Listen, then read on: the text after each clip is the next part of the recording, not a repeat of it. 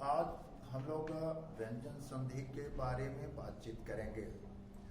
व्यंजन की परिभाषा के बारे में तो पिछले वीडियोज में ही उसका विवरण दिया था कि विशेषण रूपेण अंजयते इति व्यंजन, जो विशेष रूप से अंजित होता है उसे व्यंजन कहते हैं। अर्थात वैसे वर्ण जो स्वर की सहायता के बिना उच्चारित नहीं हो सकता उसे व्यंजन कहते हैं। क्यों?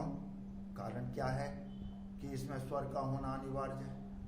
तो कहा गया कि व्यंजनम चार्ध मात्रकम, व्यंजनम चार्ध मात्रकम, व्यंजन अर्ध मात्रा वाले होते हैं, हलंत होते हैं, है ना।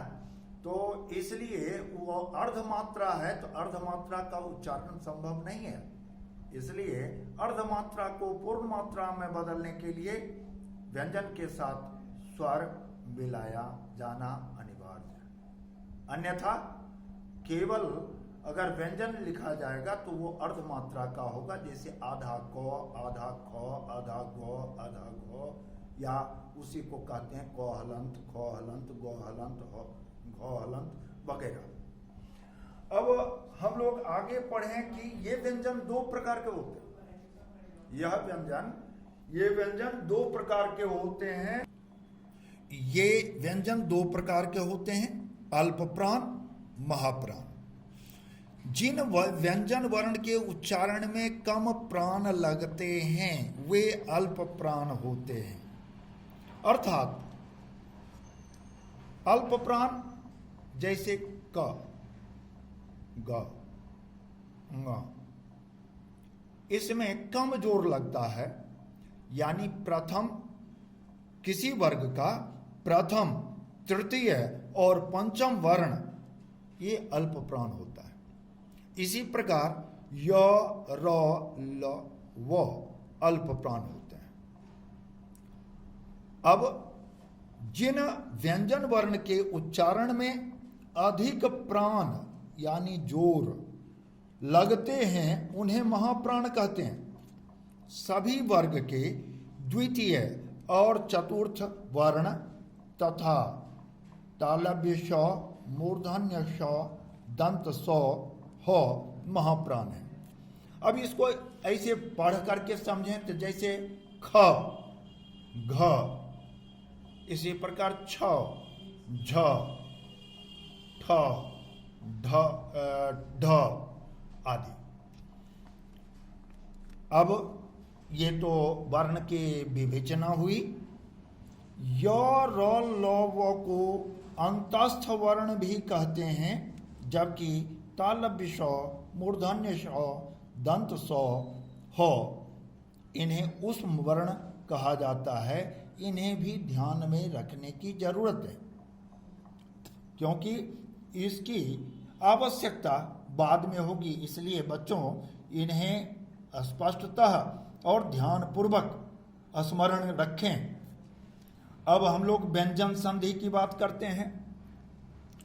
तो व्यंजन संधि की बात में है कि यदि पूर्व पद का अंतिम वर्ण व्यंजन हो और अंतिम पद का प्रथम वर्ण व्यंजन या स्वर हो तो इनके विकार को व्यंजन संधि कहते हैं। जैसे उत जोड़ ज्वल, उज्ज्वल, उत में तो हलंत है और ज्वल यहां पर ज, तो और ज मिलकर के संधि हुआ तो ज में बदल गया और इसे उज्ज्वल, इस प्रकार से ये उज्ज्वल हुआ। इसी प्रकार सम जोरकृत संस्कृत। अब यह ऐसा कैसे हुआ तो इसके बारे में विभिन्न प्रकार के नियम हैं। अब हम लोग क्रमशः व्यंजन संधि के नियम के बारे में जानेंगे, क्योंकि व्यंजन संधि के में भेद नहीं है, बल्कि व्यंजन संधि सीधे होता है और उस व्यंजन संधि करने के विभिन्न नियम होते हैं, उनको समझना आवश्यक है। व्यंजन संधि के नियम के अंतर्गत पहला नियम है झलंग जसो यंते, अर्थात पूर्व पद का अंत पूर्व पद का अंत वर्ग के प्रथम वर्ण से हो और अंत्य पद यानी बाद वाला पद का प्रथम वर्ण झल प्रत्याहार का वर्ण हो तो पूर्व पद का अंतिम वर्ण जस प्रत्याहार के रूप में जस प्रत्याहार में रूपांतरित होता है, बदलता है। अब इसको इस प्रकार समझें, जैसे तत् में तो हलंत, यह तो थो दो धो में पहला वर्ण है, तवर्ग का पहला वर्ण, और उसके बाद रूपम तो तत्, यह जस प्रत्याहार के अनुसार जो बो गो डो दो तो दो में बदला, यानी जो वर्ग जिस वर्ग का प्रथम वर्ण है उसी वर्ग का तृतीय वर्ण में बदलेगा जब गढ़दस के अंतर्गत। तो तत् तो हलंत वह दो हलंत में बदल गया और उसमें रू जुड़ने के बाद यह हो गया तद रूपम। बच्चों समझ गए होंगे, समझ में आया। वाक जोड़ दानम, वाक दानम, यहां कोहलंत कवर्ग का पहला वर्ण है, जबकि दानम झल प्रत्याहार का वर्ण द है, इसलिए कोहलंत जो है वह गोहलंत में बदला। जब गढ़दस के आधार पर कोहलंत गोहलंत में बदला और तब इस प्रकार संधि हुई वाग्दानम। इसी प्रकार अच जोर अंतः अजंतः, इस नियम को आपने समझा। अब इसका दूसरा नियम देखते हैं। दूसरा नियम है अचोरहाभ्याम द्वे। अच, अच प्रत्याहार जिसके अंतर्गत वर्ण आता है ओ, ई, उ, री, ए, ओ, आई, औ, और उस्म वर्ण को छोड़कर, और उस्म वर्ण पहले ही बता दिया गया, तालव्य स्व, मूर्धन्य स्व, दंत स्व और हो को छोड़कर रो और हो के बाद आने वाले वर्णों का विकल्प से द्वित्व होता है।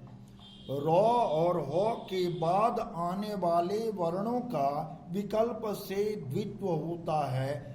अंग्रेजी में इसे ही डबलिंग प्रिंसिपल कहा जाता है। अर्थात अगर महाप्राण से पहले या बाद में अल्प प्राण आता है तो उसका स्पष्टतः उच्चारण नहीं हो सकता। उसको स्पष्टता देने के लिए उसको डबल किया जाता है, द्वित्व किया जाता है, और इसी को इंग्लिश में डबलिंग प्रिंसिपल के नाम से जानते हैं, जबकि संस्कृत में इसे अचोरहाभ्याम द्वे के रूप में जाना जाता है। इसके अंतर्गत अब जैसे कर्म, ड़ के बाद मौ हलंत है और मौ हलंत मौ जो है पंचम वर्ण होने के कारण अल्प प्राण है, उसको महाप्राण में बदलने के लिए उसका डबल किया गया तो होता है कर्म। सर्वम को इस प्रकार लिखा जाता है सर्वम, यह शुद्ध रूप है ना, क्योंकि र के पहले वो है और यह वो का द्वित्व हुआ। इसी प्रकार से अर्चना और बहुत सारे शब्द हैं, यद्यपि लोग इस पर अधिक ध्यान नहीं देते। तीसरा नियम समः सुटी। समः सुटी, इसका अर्थ यानी यदि सम के बाद क्री धातु से निष्पन्न शब्द हो, क्री धातु से निष्पन्न शब्द का मतलब हुआ क्री यानी कर्ण, उससे निष्पन्न शब्द जो भी हुए कृत, कार वगैरह, तो इस स्थिति में क्री धातु से उत्पन्न शब्द होने पर मो अनुस्वार में बदल जाता है तथा विकल्प से सौ हलंत का आगम होता है। इस प्रकार यहां पर देखें, सम जोड़ कारह, सम सौ के बाद मोहलंत के लिए अनुस्वार, विकल्प से आधा सौ और फिर कारह तो हो गया संस्कारः।